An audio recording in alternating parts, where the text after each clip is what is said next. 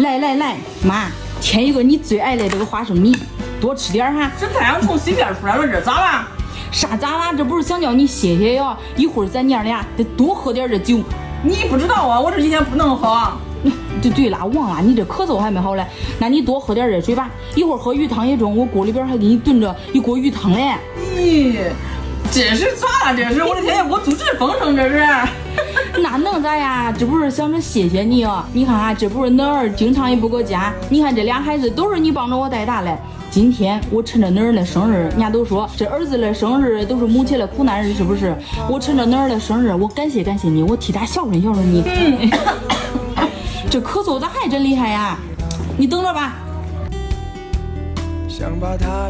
来妈，吃一粒这个伊利制药可特灵胶囊，中西结合，治咳嗽有备无患。不舒服咳嗽的时候吃一粒都好啦。我跟你说啊，俺儿子这一辈子做的最正确的一件事，就是把儿媳妇娶到家。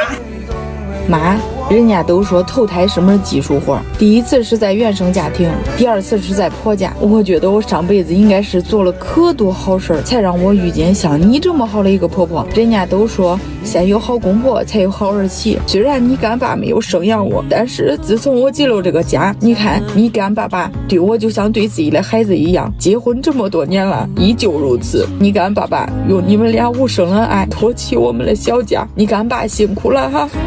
你家人说啥良家话呀？来，给妈抱一个来。